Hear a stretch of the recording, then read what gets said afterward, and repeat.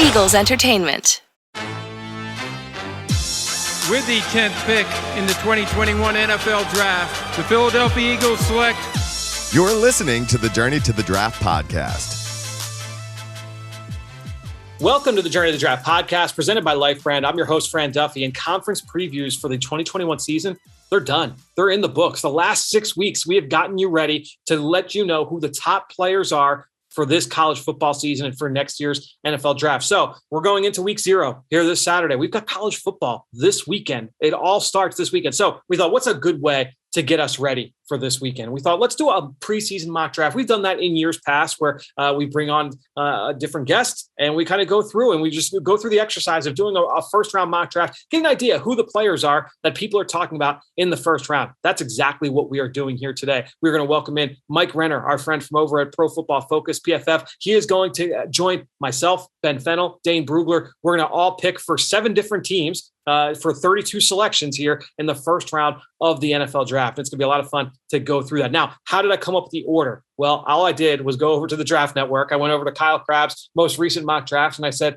all right, what's the order that Kyle used? And that's the order I went with. So that is how I laid out the order. The other thing that's going to be a little bit tricky, and we're going to do this on a weekly basis, really starting next week here on the show when we do our mock draft roundup, where we look around the internet and find a mock draft for us to break down.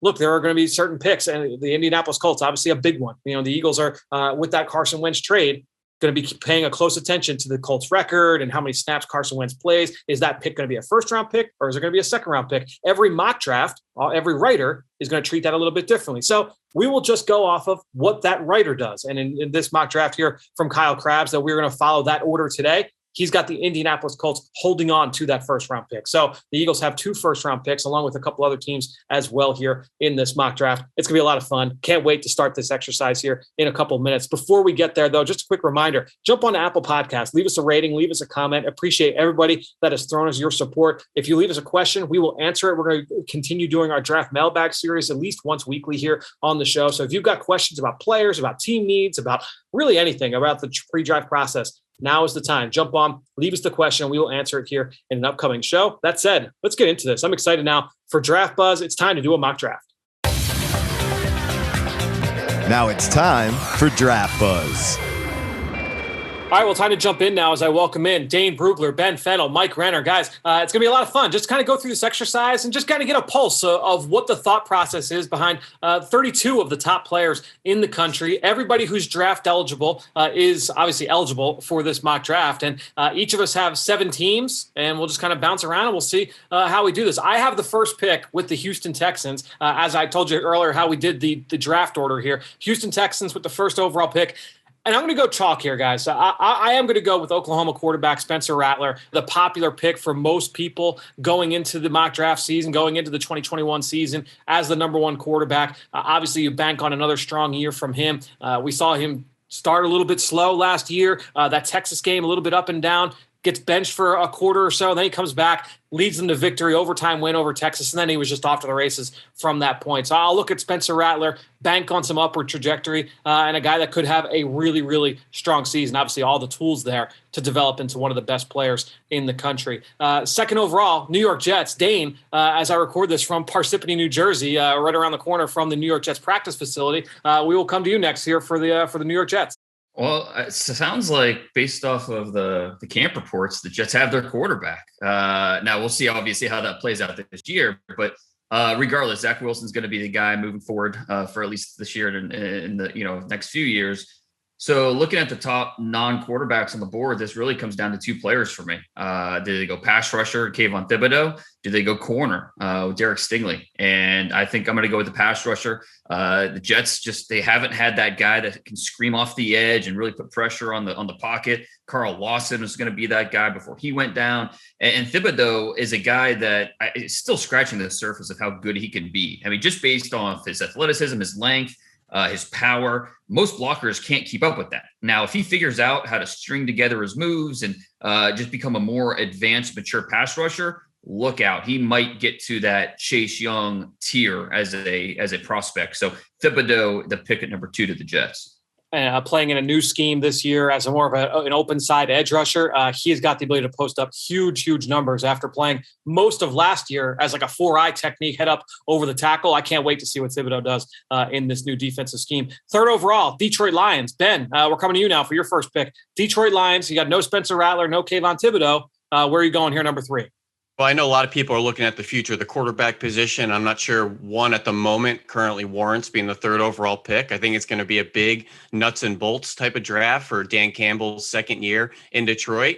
And I like having the options of, whether it's a Derek Stingley, a Thibodeau, or a Kyle Hamilton sitting here at 3. So Thibodeau off the board. Stingley, I think we're going to pass on and kind of put faith in Okudah, in his development. And I really like adding a Kyle Hamilton to the middle of this defense and really fixing down the pipe and being a nucleus playmaker, whether on the back end, coming into the box. Obviously, you're going to need some defensive capital to slow down these Green Bay Packers and Justin Fields Chicago Bears for the next couple of years. So Kyle Hamilton, 3rd overall, I think would be a great quarterback of the defense for the Detroit Lions. Yeah, I'm sure that sound that you just heard, if you're listening at home, was the sound of Mike Renner tossing his laptop across the room as Kyle Hamilton taken off the board there. But, not a bad prize here to get Derek Stingley fall to number 4. Is that the way that the Jaguars will go here, Mike, as you make your first pick here on the show? Yeah, how we feel about secondary at PFF, and especially Derek Stingley. Him falling to 4. I don't think that happens in real life. I think he's too good, too talented, and just what he brings to the table. But all the guys in front of him, Hamilton, Thibodeau, those are special talents as well. But Derek Stingley, probably going to be the best cornerback prospect we've scouted here at PFF since we started grading in 2014. Was the highest graded in our system as a true freshman, elite athlete.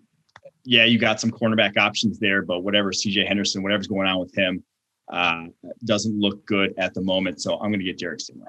Stingley, just even if you go off of just 2019, just a remarkable player. And as you mentioned, a guy that's graded out extremely well for you guys. 5th overall here, Cincinnati Bengals. Dane, we're going to come back to you here. Where are the Bengals looking like after going Jamar Chase and Joe Burrow the previous 2 first rounds? Do they stay on the offensive side of the ball, or do they go and address defense? Well, so much was made with the Bengals this year, going Chase, going receiver, over offensive line, Penei Sewell at number 5. So this year at number 5, I'm going on the offensive line. Evan Neal, Alabama.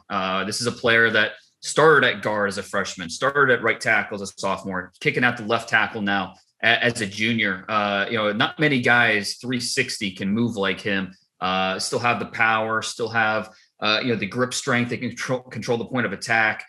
They hope Jonah Williams is the answer at left tackle, but then Riley Reif, more of a stopgap at right tackle. Neal can play inside if you need him to. So, help Joe Burrow out some more, get him some more protection. Evan Neal's the pick at number 5. All right, so let's go number 6 overall. And in this mock draft, the Philadelphia Eagles hold the 6th overall pick. And for that selection, we're going to go over to Mike Renner. Mike, a lot of Eagles fans obviously listening to this show. Where are they going to go here with their first round pick? Yeah, I was going to say honored to pick for the Eagles here on your show here. I think it's going to be quarterback, sadly. Like I know they love defensive line. DeMarvin Leal's staring them in the face there. They love keeping that strength. I think it's going to be Sam Howell, North Carolina quarterback. That's who I'm going to go here. I know he's Dane's QB1. He's our QB2 here at PFF at the moment, but not too far off of Spencer Rattler. Has a ridiculous arm in his own right, a cannon, can make plays outside the pocket, inside the pocket.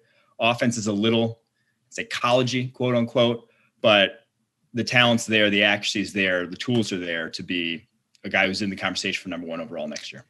Howell, a really fun player, and obviously executed that offense at an extremely high level this year. A lot of turnover with the skill players. We'll see how he does here in year number 3 as a starter. 7th overall pick, I've got the Las Vegas Raiders, and picking for them, it could be kind of a joke to say, all right, who's the best Alabama or Clemson player on the board? If I'm going to go that way, it would be Andrew Booth, the talented corner for the Clemson Tigers. But I'm going to go off that board a little bit, and I'm going to go with Purdue edge rusher George Karlaftis, who I think is a kind of a Mike Mayock type of guy. I think he's a John Gruden kind of guy in terms of his ability to push the pocket and collapse with power and technique and effort. He kind of fits in terms of even like looking at Max Crosby and some of the ways that he wins and some of the things that they like there. I think Karlaftis offers that kind of juice. So I'm going to go George Karlaftis, a guy going now in the top 10 from Purdue. Ben, we'll come to you now. Number 8, the Atlanta Falcons. Who do you like Atlanta taking here in year 2 of this regime? That's a great pick, and Carl Laftis. I'm really expecting him to bounce back to that freshman year, as we had a kind of a disappointing sophomore campaign last year with the injuries. I think he only played 3 games. But the Atlanta Falcons, obviously the track record at edge rusher has not gone to plan with Vic Beasley and Tack McKinley. You have Dean Pease out there. He likes versatility. He likes heavy edges that you could slide inside. I think DeMarvin Leal from Texas A&M is a perfect fit here and kind of a tone-setting presence for that defensive front. He's going to kick inside in sub-packages. I think he checks a lot of boxes for them, and a guy that's going to be highly, highly coveted by these teams picking in the top 10. But if DeMarvin Leal sitting here at 8, let's go get him. It seems like multiple fronts becoming more and more popular around the NFL. Whether you're kind of a base 3-4 or a base 4-3, everybody's kind of mixing and matching. So Leal is a guy that I think is going to catch the eye of a lot of teams moving forward through the rest of his college career. 9th overall, we're going to the Carolina Panthers. And for that, Dane, you are going to put on your Panthers hat here. Who did the Panthers take here at number 9? I was hoping Sam Howell was going to fall to me, keep him in the Carolina area. That did not happen. Obviously, we'll find out what happens with Sam Darnold. Maybe Aaron Rodgers is in Carolina next year. So the quarterback situation, a little bit in flux. But I think when you look at it, who's on the board, they need help with the offensive line. And Kenyon Green from A&M is a really good player, whether he's at guard, whether he's at tackle. I just know I'm getting a really quality offensive line prospect. So eager to see him this year outside at left tackle. But regardless, I think he has the talent to warrant this pick at number 9. A really talented player, a really fun watch, playing at left guard last year. As you mentioned, making the move, it looks like, to left tackle for the Aggies here in 2021. I've got 2 picks back to back here because I got the New York Giants, and they have the 10th overall selection and the 11th overall pick from the Chicago Bears in the Justin Fields trade from this April. So I've got 2 picks, and I'll tell you what, just kind of looking around at the Giants and the players that I feel kind of fit what they do defensively. I'm going to go Drake Jackson along the edge here from USC, and I'm also going to go Clemson corner Andrew Booth. And kind of thinking here with Drake Jackson, again, another team that wants to be very multiple with their alignment. This is a guy that started his career up in the 270s, close to 280. He's down into the 250s now. He's got that ability to do a number of different things along the front. I think that you really like his play personality, the way that he fits that defense, I think makes a lot of sense. And then Andrew Booth, I think when you compare him to James Bradbury, they're built similarly. I think Booth's got a little bit more juice, a little bit more athleticism, a little bit more versatility to be able to play more man-to-man coverage. They were a heavy zone team last year. We'll see if they want to stick that or if they want to continue to try and play a little bit more man, which they've done in their history up in New England. But Andrew Booth, Drake Jackson, really trying to pump up that defense. Now, I did think potential quarterback there, but I'm going to go defense. We'll see how quarterback plays out for them here this fall. 12th overall, we're going to the Arizona Cardinals and Mike Renner. Mike, who do you like here for Arizona? Yeah, I love this cornerback class. Arizona may very well have the worst group of cornerbacks in the NFL as we stand right now. I'm going to go Kaiir Elam from Florida. Long, rangy corner, been starting ever since he was a true freshman there at Florida. I think he's not too far behind Derek Stingley in this top group of cornerbacks. There's a lot of guys that are very talented in this class. And if you're Arizona and you are picking this high, I think you just pencil in top corner on the board. Kaiir Elam, if you were listening to our SEC preview last week, a sleeper coming into this college football season, courtesy of Ben Fennell, we've got the 13th overall pick, Pittsburgh Steelers. Who do you like here for Pittsburgh? So I think there's 3 obvious positions of need. Obviously, I think they need offensive tackle. So maybe a Darian Kennard there. They need a corner, maybe Ahmad Gardner. Or do you look at the future of the quarterback spot? A Malik Willis, maybe a Keaton Slovis. I don't like quarterback at this spot right here. I know I like Kennard, and I think he's a good fit for Pittsburgh. They're okay with some heavier tackles. Some people want Kennard inside. But I got to go with Ahmad Gardner out there, who I think would fit kind of their hybrid scheme. He could play some zone. He could play some bail. He could play press man when they need him to. He's a ball hawk out there. I think they really need a future presence at cornerback. I think they're rolling with Joe Hayden and Sutton from Tennessee out there this year. So would love to see Ahmad Gardner from Cincinnati go over to Pittsburgh. Short little bus ride away. I do love that scheme fit there. Gardner ending up in Pittsburgh. Let's go now to Washington. Dane, who do you like here for the Washington football team? Number 14 overall. We've seen a lot of good players go off the board, but 3 corners in a row. Does that corner run continue here with number 14? Close. Quarterback is where I'm looking here at number 14. Well, Ryan Fitzpatrick's a nice player. I think, he might have some nice production this year in Washington, but I was really hoping Pittsburgh was going to pass on a quarterback there so I could grab Matt Corral, quarterback at Ole Miss, who is such a creative competitor. That pairing with Lane Kiffin was the perfect way to unlock a lot of his skills. Now, does he still need to clean up a lot of things? Absolutely. Do you wish he were a little bit bigger? Yeah, he's only about 200 pounds, but he has such a smoothness to his game, both as a passer. Mobility is a big part of what he does. And like I said, just the creative component is something I love about Matt Corral. So he's a wild card, at least at this point in the process. He could be a top 15 pick when it's all said and done. And when you look at the Washington roster, an impact quarterback is really the main thing they're missing. So you plug him in, see what happens.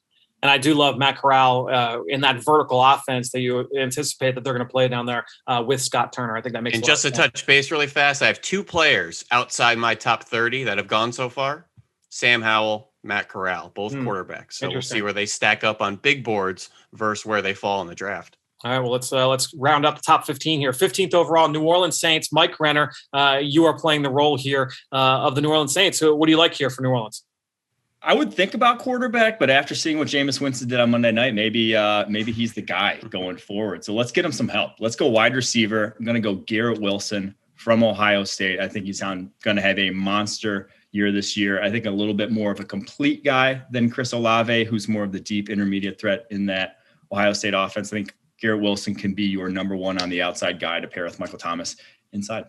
I like it. Well, let's go 16 here. We reached the halfway point of the first round. Indianapolis Colts. Now, obviously, as we mentioned earlier, they're that team that, we don't know if they're going to have a first round pick or if they're giving up a second rounder in this draft. In this mock draft, the Colts keep that first rounder. And I would say if they're picking in the top 16 and they have that first round pick, they might be looking at quarterback. And Malik Willis still on the board there, the quarterback from Liberty, big armed kid. We'll see how he would be used in that offense out there in Indianapolis. But you got to go best quarterback on the board here. And to me, I think Malik Willis is a guy that certainly fits that. As we get into the second half of the first round, Ben, bouncing back to you. Who do you like here for the Denver Broncos at 17 overall?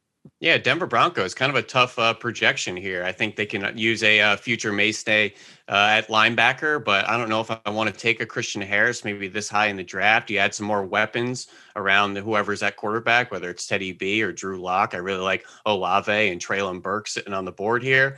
They can use a tackle, but who do you reach for at this point in the draft? I'm not sure anyone's going to really warrant that. So I would like to take a Perrion Winfrey here, but that might be too early. Let's go with Christian Harris, linebacker, Alabama. I think will be the first off-ball linebacker off the board this class, and I think would be a really good fit out there for the scheme they run in Denver. Yeah, they've taken a couple of Alabama players in the first round over the last 2 years. Jerry Jeudy a couple of years ago, then obviously Patrick Surtain. There's some inroads there for Denver down in Tuscaloosa, so they keep it 3 in a row here for the Crimson Tide. Let's go 18 overall, LA Chargers staying in the AFC West. Dane, we'll come out to you here for this pick. Who do you like here for the Chargers? So I think when you look at the Chargers and their needs, potentially go corner here, keep that corner run going. But a lot of those guys have been wiped out. I do think Trent McDuffie, the Washington corner, is worthy of this pick here. Could go edge rusher. Never have too many of those guys. Zach Harrison from Ohio State is an option. Maybe Nick Bonito. This is a tough one. When you look at what they could be at safety, can those guys stay healthy, stay on the field? I think I am going to lean pass rusher here. I'm going to go Zach Harrison, 6'6", 265. He's got almost 36-inch arms, and he's going to run a 4.5. So does he still need to, clean up some things in terms of being a more complete pass rusher? Absolutely. His feel is not quite where it needs to be, but if he shows maturation here as a junior this year for the Buckeyes, you could pencil him in a top 20. Another Ohio State pass rusher there for the LA Chargers, and a guy that's a big-time recruit. We'll see if he can reach that potential here in 2021. For the Philadelphia Eagles here, number 19 overall, we go back to Mike Renner. This is the pick that came in the trade back from the Miami Dolphins. Mike, who do you like here for the Eagles after going with Sam Howell at 6th overall? I'm going to go with the guy that Dane just mentioned there. Cornerback position been a point of concern for Eagles fans ever since the Super Bowl run. I'm going to go Trent McDuffie, the Washington cornerback. slightly, that not going to fit everyone's height profile scratching. If you're not listed at 6 foot tall on your team's website, you're probably about 5'9", 5'10". McDuffie, physical though, great tackler. I think pair him with Darius Slay there in that defense, and it'll be much improved. McDuffie's a really, really fun player. And if anybody out there has not studied him, go check out that Washington secondary. Ben, 20 overall here, Minnesota Vikings now on the clock. Who do you like here for Minnesota with who's on the board? Well, I know they've been going to the well at cornerback and defensive back with, Mike Hughes and Jeff Gladney and other case studies that really haven't worked out. So I think they need to address safety next to Harrison Smith or the future of the cornerback spot. A lot of corners have already gone. So are we ready for that next wave? Maybe Daxton Hill, Martin Emerson, Josh Jobe, Seven Banks. I don't think it's quite that their territory. I think they're all kind of day two players. I really like Brandon Joseph out of Northwestern, who is a great cover safety to come down and match up on these big athletic tight ends and slot receivers. Somebody that I think has a good skill set next to Harrison Smith, things you could get a lot of different roles and value out of. Maybe a little bit early there for Brandon Joseph out of Northwestern, but I think Mike Zimmer would really like to put him into that defense. He's already wearing purple. Let's keep him in it. And I love Brandon Joseph.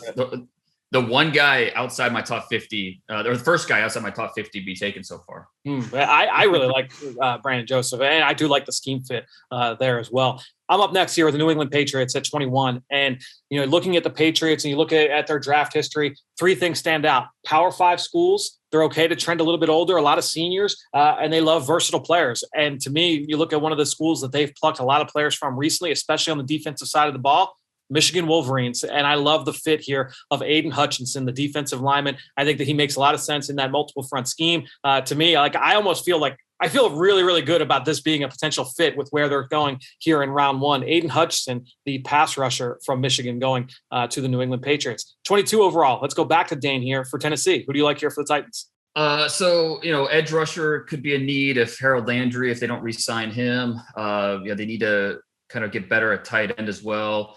Looking at who's available and some of the best available players, Ben Jones is not getting any younger at center. I think this is a contract year for him. Tyler Linderbaum at Iowa, I think it'd be a natural fit in that offense with what they do. Get him on the move, use that athleticism, that quickness. Linderbaum to me is a rising star. So plug him here, number 22 to the Titans.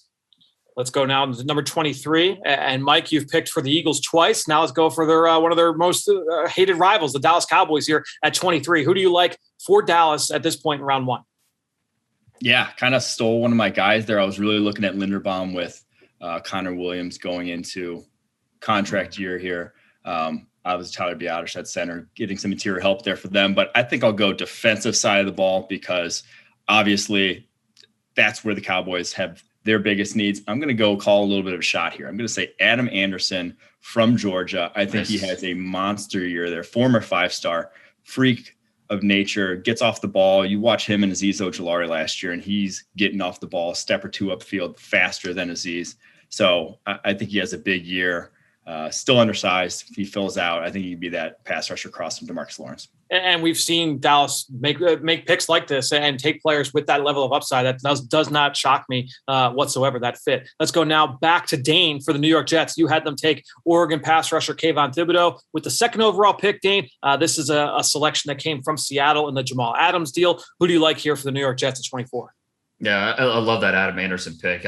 He's a top 30 player in this class based on talent. And hopefully he can just put it together this year as a senior for Georgia. Looking at the Jets, if I did go Stingley earlier, then I'm looking at a pass rusher here like a Nick Benito, but I went with Thibodeau earlier. So maybe I'm looking at corner now, but I'm kind of wiped out at corner, compared to who I have available.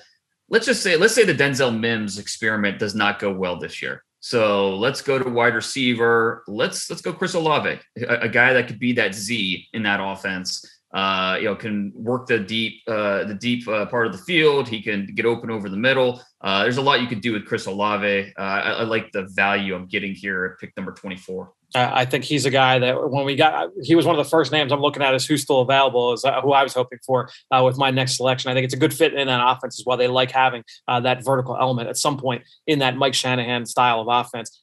Ben, let's come to you now. 25 overall, Baltimore Ravens. Who do you like here for Baltimore at this spot? A lot of exciting weapons out there for Zach Wilson, but Baltimore Ravens in that AFC North, we're going to stay in the defensive side and address the trenches once again. We obviously took Owe last year off the edge. Well, let's pair him with another young body, and that's Kingsley Enagbare from South Carolina, who I think is a relentless hair on fire defensive end with a high energy, plays the run really well. I think you could slide him inside. You have to realize that front seven in Baltimore, there's some pretty old guys in the trenches up there. I think you got to keep turning over the pass rushers, and they love Wink Martindale loves guys that play the run and are not run liabilities on early down. I think Enagbare is a really good fit out there in Baltimore. I do like him, and I think it's a good fit for that defensive scheme. I really like that fit. Let's go now to their rival there, the Cleveland Browns, who are the supposed winners of the AFC North in this mock draft with the 26th overall pick.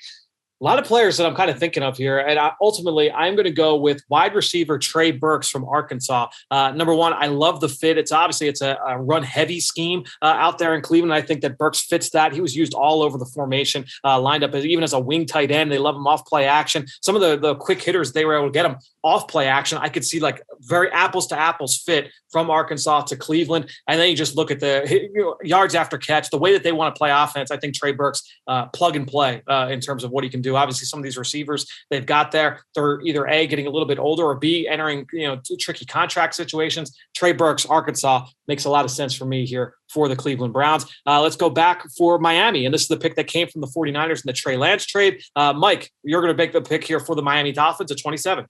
I'd love to address offensive line, but they've done so many draft picks in the last 3 years along that offensive line. They need those guys to develop first, maybe not throw another pick at that offensive line, high one. I'm going to go instead to the defensive side of the ball. I'm going to go defensive line. I'm going to go Aiden Hutchinson from Michigan, guy who has inside-outside versatility, can fit in that scheme, can be a weapon on stunts and blitzes and what they do. The New England Patriots are really upset with you because they already took him 7 picks ago, Mike. So you're already off the board. Come on now, let's go. That's my first one. I knew I was going to miss one because we were bound to have one in 32. I knew that was bound to happen. All right. Well, we're going to stay on the defensive side of the ball. Then we're going to go Najee Sanders out of Cincinnati. Nice. Edge rusher, not the same skill set as Aiden Hutchinson, a different type of edge rusher, but a guy who is only scratching the surface of what he could be, was on Bruce Feldman's freaks list, has the length, size, whatever, going to his senior year this year for Cincinnati. I think he's going to have a big senior campaign. All right, so let's go to our final team here that has multiple picks in the first round, the Detroit Lions. Ben, you had them at number 3. You gave them Notre Dame safety Kyle Hamilton. Now picking here in the Jared Goff, Matthew Stafford swap. They've got a first-round pick here at 28. Who do you like here for the Detroit Lions? Yeah, this is kind of a tough decision for the Lions. You just keep bolstering the defense. You add some weapons around Jared Goff. Do you find the future Jared Goff? I mean, is that maybe a Keaton Slovis sitting here in the back end of round 1? Maybe add a receiver like John Mechie, or maybe a dual threat type of weapon like Ainias Smith. But I think we're going to add some more juice to the defensive line. Someone to pair with, Aleem McNeil and Levi Onwuzurike, and we got Kyle Hamilton. It's Dan Campbell out there. We're looking for some ankle biters. Let's get Nick Bonito, who I think has the best first step in college football, someone to really kind of flush out those quarterbacks. So those big guys up front I just mentioned, pair with Trey Flowers on the other side, just seems like a Dan Campbell type of concrete, pillar of an organization. We're not looking for the finesse players. Let's keep working on the nuts and bolts, particularly on the defensive side. All right, so we've got 2 guys on this podcast who know this Green Bay Packers team up and down. Ben, you just heard from one of them. We're going to go now to our second one here. And Mike, Green Bay, you've got the Packers 29th overall. Mike, who do you like here for the Packers?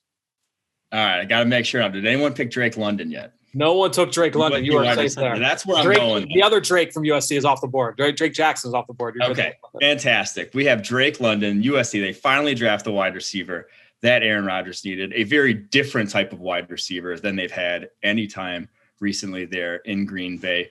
A better version of Allen Lazard, let's just say. He is far better body control, can get off the line of scrimmage, can make plays after the catch, played basketball at USC as well, has that level of athleticism, may not have the best straight line juice, but I think is a guy that with his ball skills, Aaron Rodgers can develop a rapport with early, because yes, I'm saying Aaron Rodgers is going to be there in 2022. And if you didn't make the Allen Lazard comparison in that offense, I would have. So I'm glad that you brought that up. Let's go 30 overall. We're hitting the home stretch here. Buffalo Bills on the clock. Dane, you've got the pick here. Your last one here in this mock draft. I was really hoping that Treylon Burks was going to fall. It's just like adding him to that offense would be so much fun out of the slot. But, you scoop them up. So if can't do that, resetting things, let's have some fun here. Let's go Trevor Penning, Northern Iowa. The Buffalo Bills are going to reunite him with his former teammate Spencer Brown on that offensive line. Penning's a guy that can play tackle, can play guard. He's a big, physical, nasty lineman. The Bills are in a spot where they don't necessarily have to draft a guy that's going to come in right away. We saw that last year in the first round with Rousseau, and they could do it again next year with an offensive lineman who has a very high ceiling, just might not be out there day one, but when it's all said and done, he could be viewed as one of the better starters from the offensive line in this first round.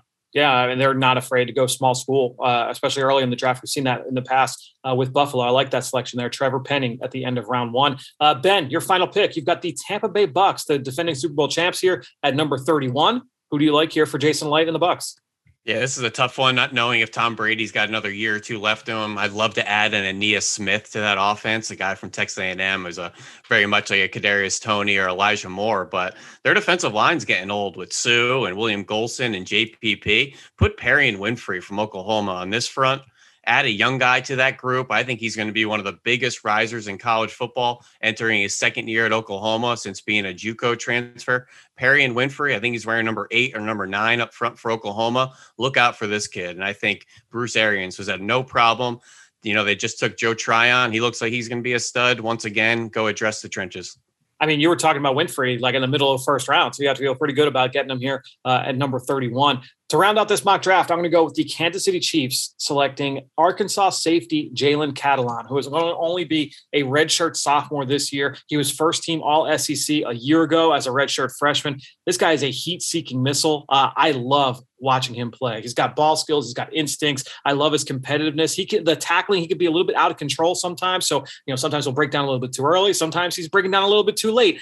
But when you're talking about checking all the boxes at the safety spot, I think Jalen Catalon does that. A really, really fun player who honestly could end up going even higher than this. Can't wait to see him develop over the rest of his college career. And Kansas City, they're one of the teams that is not afraid about size concerns. He's listed 5'10". As Mike mentioned, if you're listed 5'10", there's a chance you're a little bit shorter than that. But this guy's got all kinds of speed, and we know that Kansas City values that. They've got a lot of contract situations coming up in that secondary. So guys, 32 picks up, 32 picks down. Any surprises here? We can kind of put a ribbon on this. Dane, I'll come to you first. Any big shocks going through this exercise? I'm kind of looking at who's left available. Justin Ross from Clemson. Obviously, It's kind of wait and see with him. Is he going to be able to stay healthy, stay on the field? The combine medicals will obviously be big. A couple offensive linemen, Charles Cross, Mississippi State, Sean Ryan, UCLA, Petit Frere from Ohio State, the big boy Faale at Minnesota, your guy from NC State, Ekwonu. So there's some pretty good offensive linemen here that would be taken at the top of round 2. Yeah, not a very deep group of tackles and no running backs in this whole group. So looking at my board, some guys left here. I got John Mechie, Daxton Hill from Michigan. Then O-line, there's a big run on offensive linemen. Jackson Kirkland, Darian Kennard out there, Slayer from Georgia, and a couple defensive backs as well. Once you get into that next wave of Pritchard, Emerson, Sevion Banks, some DBs like Lewis Stein and Damani Richardson. Yeah, only 4 O-linemen at a period went. I'm looking at corners now. You're at 4 or 5. 5 total corners and 3 safeties went in the first round. So a quarter of the first round went to the secondary. Mike, any big surprises for you? I do think that the offensive tackle class is going to be very good next year. I think there is a lot of talent. The fact that there's still some available in the second round, not surprising to me. I think it's going to be a lot like this past year's. Highest guy left on my board, I believe, is Jordan Battle, Alabama safety. I think he's going to have a big junior campaign. I mean, he's been starting since he was a freshman there. I like what he brings to the table. Maybe more of a box guy at the NFL level, but I think he could end up as a first round. He was 12th on the PFF board.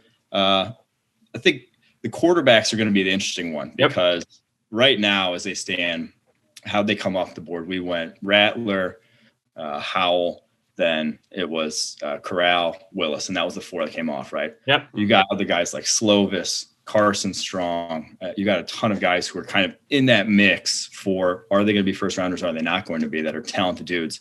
I just think how that ends up shaking out will be very interesting to see. I mean, it was a big deal that 5 went in the top 15 this spring, but 4 went in the top 16 here. So a lot of names certainly at the top end. There's 2 guys in Todd McShay's top 5 that we didn't pick.